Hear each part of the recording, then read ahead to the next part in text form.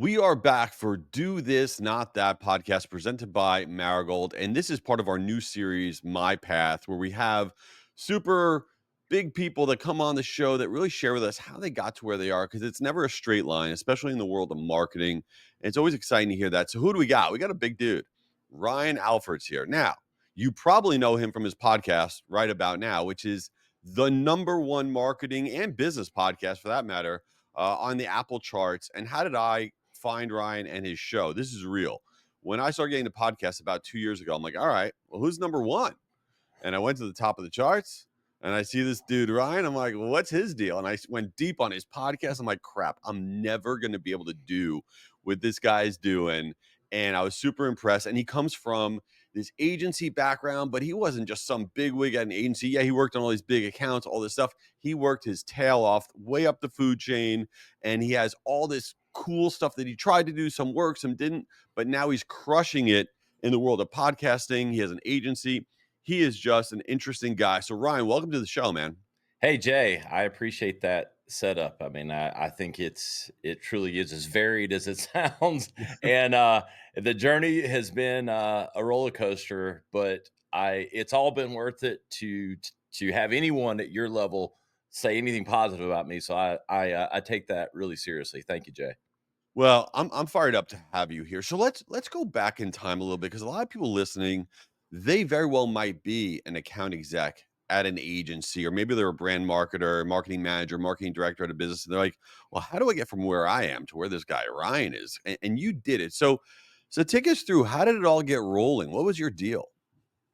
Well, I started at an ad agency in South Carolina. It's called Irwin Pendleton at the time. It was the largest agency in South Carolina. I was a marketing major at Clemson.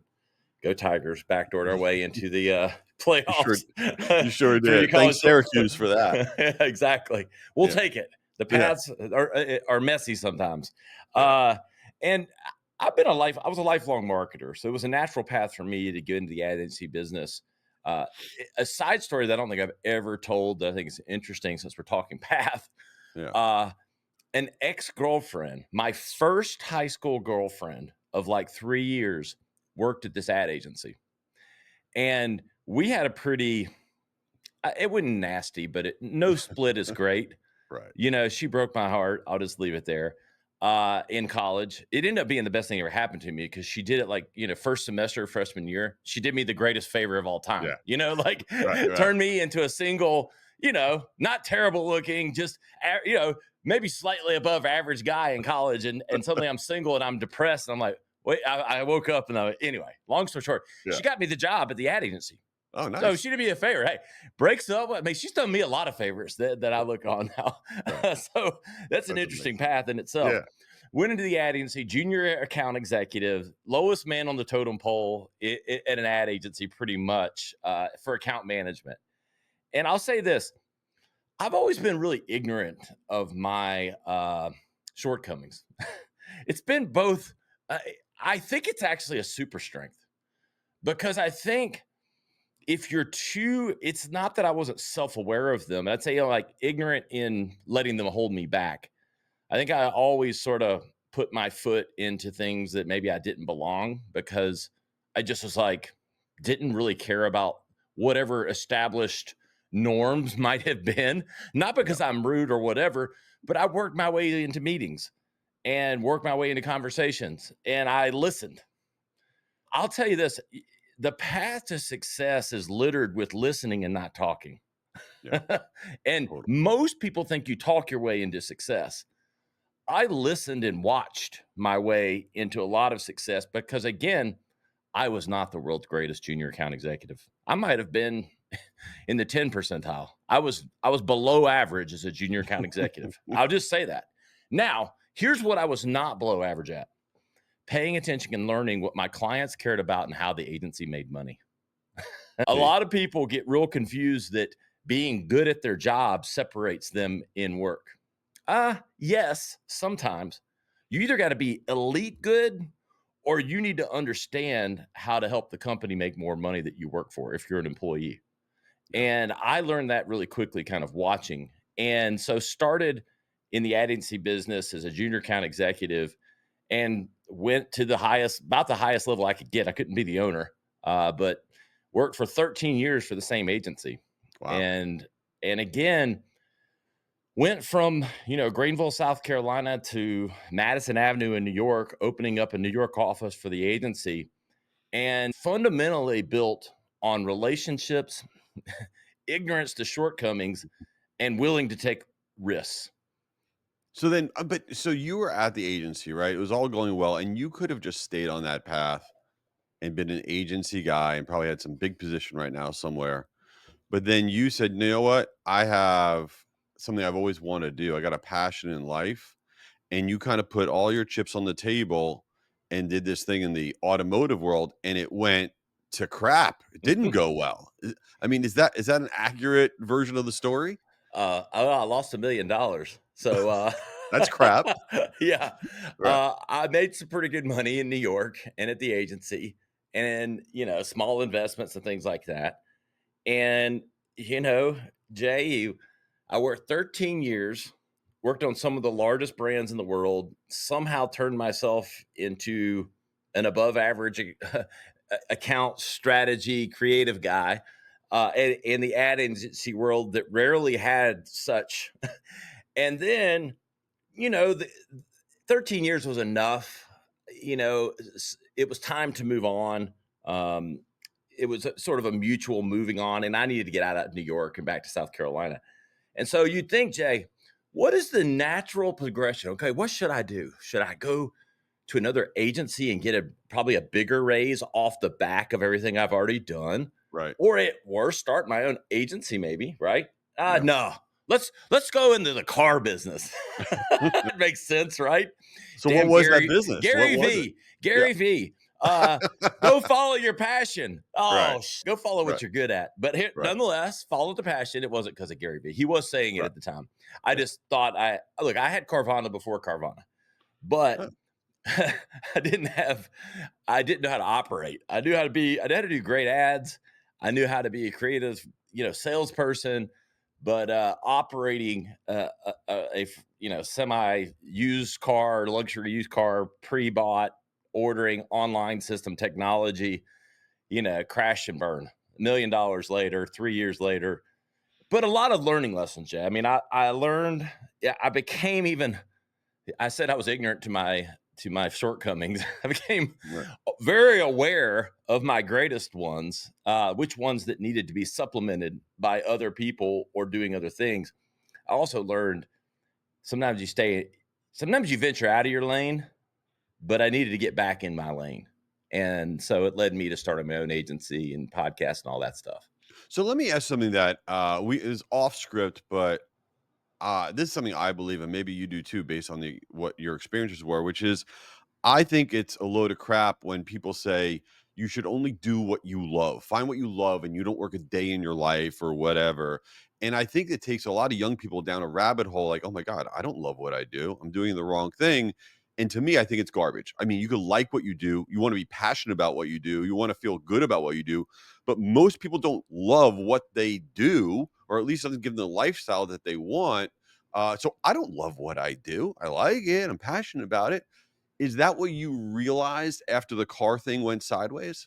Yeah, because cars is what I loved. I mean, Right. like I'm a car guy. I don't even as a look back to the unaware of my shortcomings. As a 15-year-old, I owned. I think I got my first car at like 15, and my parents gave me my grandmother's old Oldsmobile 98. Let me just tell you, that's not one of those classic cars that gets handed down that you're like, whoa, I'm going to put it in the garage. This is cool.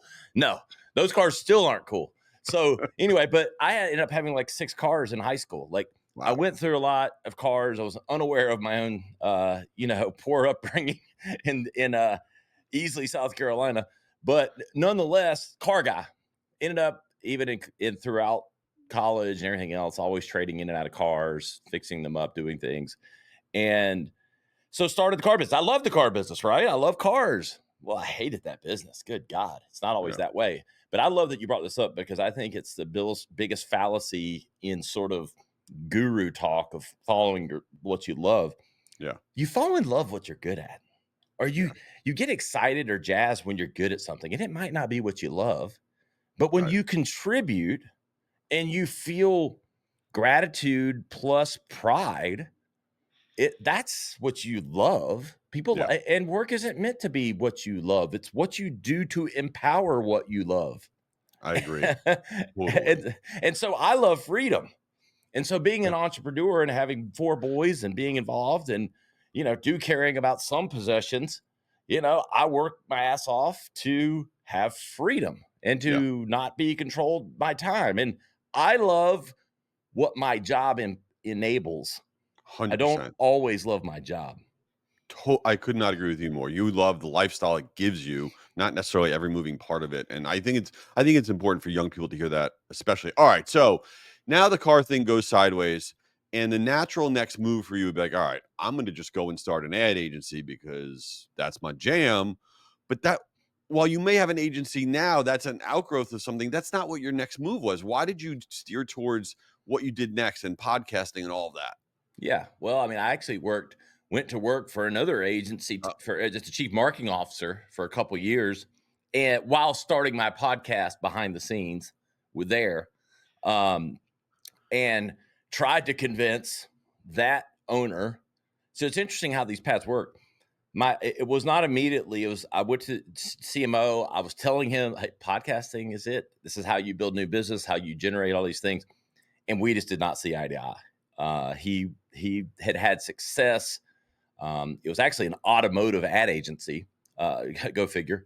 Right. But was back in my lane as the chief marketing officer, and so we had some success. We had some wins with Lexus, some big things, but we were just on 2 different planets. And so I started my podcast there because I saw where that was going and tried to talk him into like, okay, let's make this a company thing. Let's go all.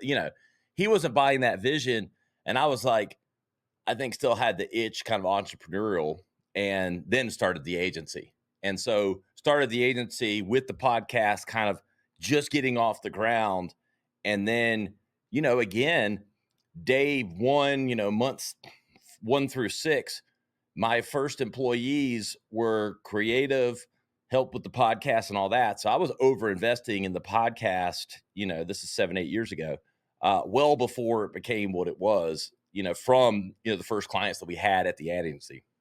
So why did you not, especially back then, podcasting is now everywhere now, but back then it wasn't as huge of a thing, 6, 7 years ago, whatever. I am guessing that when you started the podcast, it wasn't like out of the gate. You had a lot of listeners, you're crushing it, you're number one, everybody wants to come on your show. Why did you not just stop? Why did you, I mean, doing a podcast for as long as you have is not simple. Why did you not stop? I think, again, I have not always been the most disciplined person in my life. I'm structured. I've been successful. I am fairly. I work out 5 days a week. That's like the one thing I've been disciplined at, probably.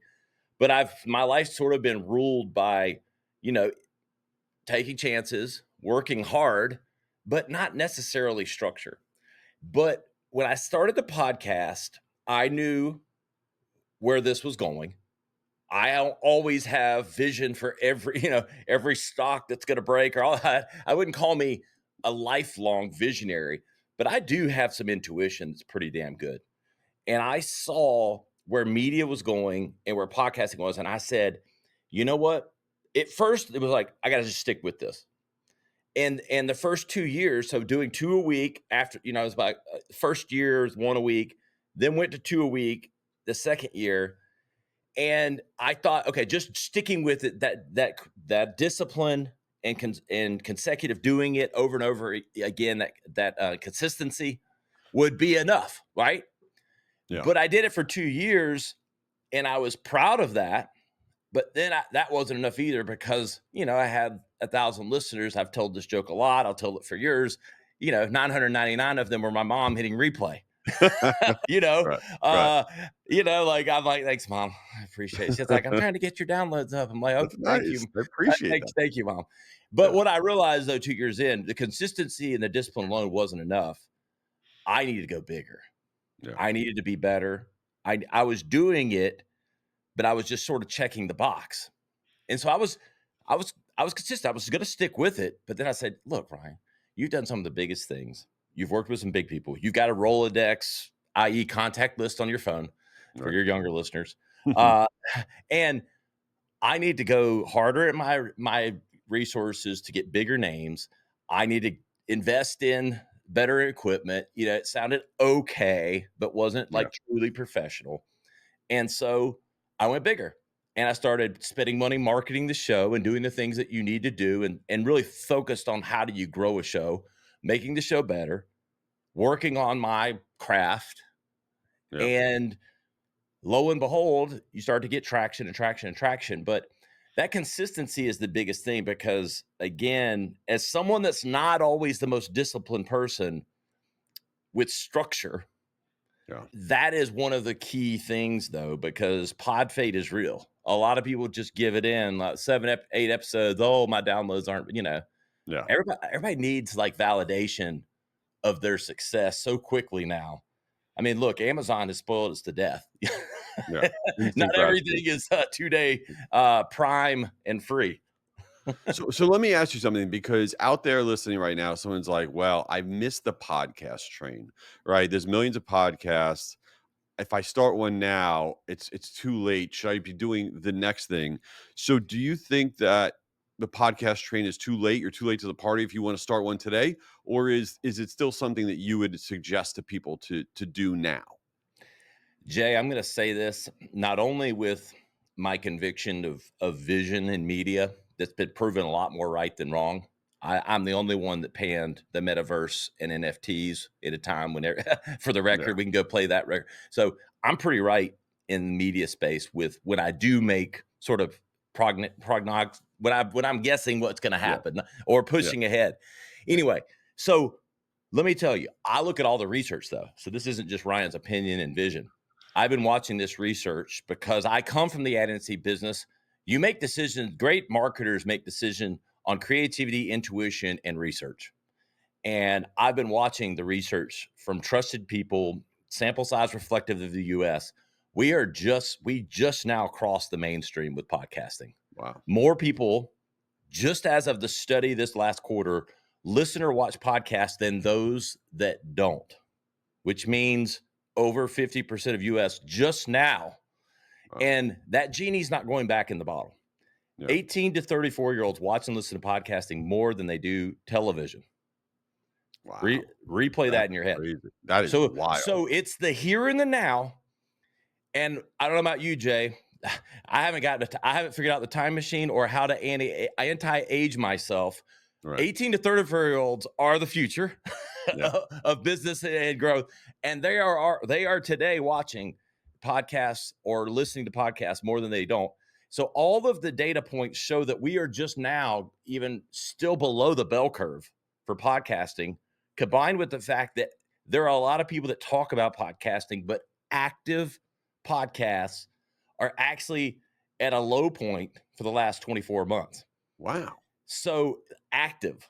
Yeah. There's a lot of them that, kind of pop on, pop off and all that Yeah. sorts of things. And you have named ones. So the time has never been more right for high quality, unique content. I And that love that. includes podcasting. I'm fired up. That's good. That's very motivating. Yes. All right. Before we wrap up here, we're going to put this all in the show notes, but tell everybody what's going on in your business, your world. How do they follow you? How do they get involved with what you're doing? And we're going to make sure everybody checks out your show 100%. Yeah. The Radcast Network. We spent, like I said, 6 years plus 2 years of kind of meandering, doing it, Right. structure, but sort of half-ass, and spent the last 4+ years just going hard and going bigger. And we built a playbook for how to grow, how to monetize. We've done over 8 figures in revenue from our show.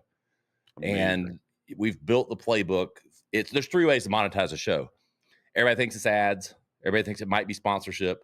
It's both of those things, but number one is direct business to another business. Yeah. So those are the 3. So we built a platform, and then we've got the Radcast Network, got about 10 shows on it. We spent the last year slowly adding shows and integrating and learning and sort of paying attention to what the industry is missing.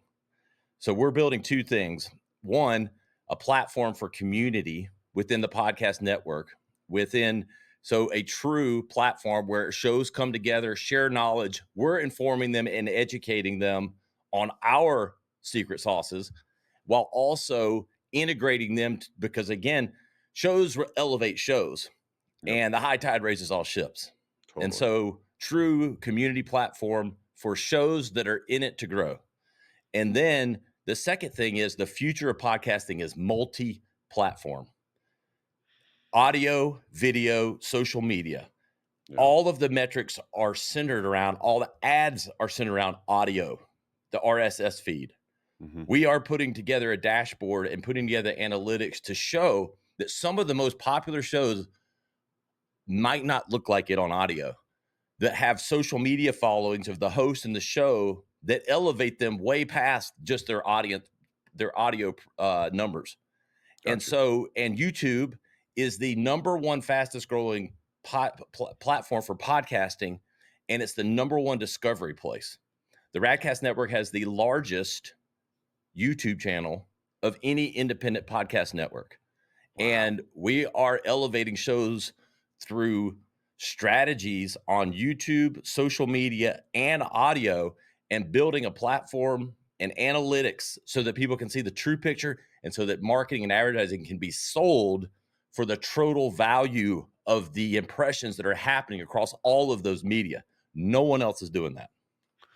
That is awesome. I gotta tell you, I mean, my focus for 2025 is to figure out YouTube, because that's the growth area for sure for podcasting and short form video, obviously. So, listen, man, you're awesome. Your story's inspiring. Everybody has got to take the time and listen to Right About Now with Ryan Alford. I am telling you, it's not like every other podcast. It really is great stuff. We're gonna put it all in the show notes. Ryan, man, can't wait to talk to you again soon. Appreciate you being here. Hey, Jay, really look up to you and what you're doing. And, can't wait to collaborate more. Totally, dude. All right, talk to you soon. See you, brother.